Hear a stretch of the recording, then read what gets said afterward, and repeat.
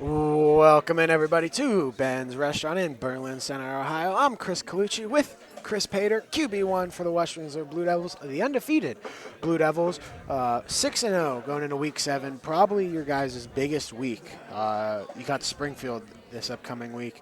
Last week you played Camel. You guys put on a show, won pretty big in the torrential downpour rain. How'd you guys play offensively last week as a quarterback perspective? From a quarterback perspective, I didn't think we played the greatest. I think we had a lot of flaws. We looked pretty sloppy. We need to change a lot of that. And that's what this week's been, picking up our slop and just making everything look better. Defensively, as a starting safety, how did you guys see you guys play defensively? Our defense has been shut down for us this year. We started out a little bit rough with that long touchdown that got called back. They scored on that drive anyway, so it doesn't matter. But, our defense, our run defense especially, has been outstanding this year, led by Nate Hamburger and our D-line. And our pass defense has been pretty good as well. Going into this week, probably your guys' biggest game. Haven't beaten the Springfield Tigers in I think 7 or 8 years. It's been a while, and this is your guys'. You guys got a shot. And I know you. I don't know how much you guys look into stats or whatever. I'm just a nerd. And Springfield's actually favored by 3. I don't see it that way at all. I think you guys have a lot of momentum going your way. You're the undefeated team. You guys got a great team coming into this game. I have you guys favored going into this game. But people, Joe Ital, I don't really care what they say. It's just something to read while you're on the toilet, is what our one wrestling coach used to say. How big is this game going to be for you guys? It's a huge game. I think the article said it's been 10 meetings since we've beat them. So not 10 years, but 10 meetings. Yeah. And it's a huge game for us because this year especially we have a special team, a special group of players that have really bought in. And, coming into this game 6-0, it's big. But we don't want to look at the 6-0 factor to be 7-0. We want to look at this week being 1-0. Mm-hmm. At your guys' place, do you think playing at your home field has any advantage going into this game?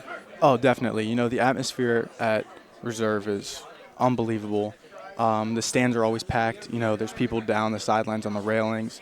You can barely hear. Although it's a small stadium, there's a bunch of people out there all supporting and all screaming their lungs out. You guys got a 3-headed monster back there in that running back, quarterback room with you, Riccardi, and Darney. You guys have had, a crazy amount of yards. I don't even, you probably know how many it's been. I don't know. But, if, Darney's not getting it, Dom's getting it. If those two aren't getting it, you're getting it. What's that tandem like in the three-headed monster that I like to call it in the backfield? What's it like being with those guys? It's something, I think it puts defenses on up for a challenge because it's all three of us run hard, and we, like Armini likes to call it, we play phone booth football. So we run hard, we'll run you over, we'll make you miss. So, being a part of that's really special because you can give it to one guy, you can give it to the other. I can take it myself, call my own number. We can do so many things in the backfield, which makes it very hard to stop.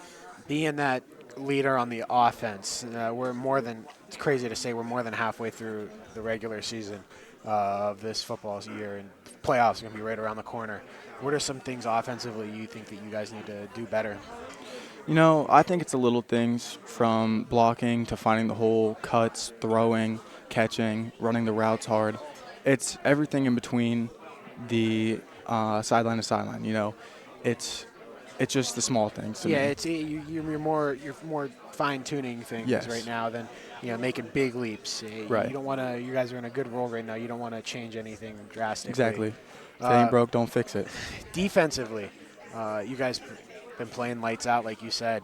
What are some things that you guys think you need to do a little bit better moving forward? Just communication, especially for the DBs. I know that we need to communicate a little bit better, yell out routes that are coming across, fill the alleys a little bit better, and I think that's a big part of our defense.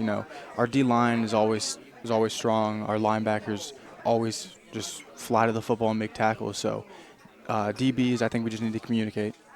You kind of dealt with a little bit of adversity this week. You guys go down, put a great offensive drive going, and then they come out, score on the first play, but unfortunately gets called back for them. And then right after they put up a good drive together and they have a little trick play going. They score. What was the talk like on the sideline to get your head straight going back out onto the field? It was just that we needed to play our game. We don't want to come down to their level. And don't get me wrong, they are a great football team. They're upcoming, and they're a great football team. But we want to play our game and, go out there, score, get a stop, score again, and then just keep going from there. That's how we want to play. As a high school football player, would you rather play on a grass field or a turf field? Oh, grass, Really? 100%. I do not like turf. Really interesting. Especially that turf last week, it's very short. So every time I would go to cut, I'd be slipping. Grass, I think it has a little bit more give on your body, especially when you're going down, getting tackled. I probably think that it's like what you play on more. Because I Right. feel like if you practice on a turf field, I Yeah. feel like your answer would be more different because you're just used to You're that. used You're to used it. to a grass field. Yeah, exactly. understand where I've played you're on a coming grass field my entire life.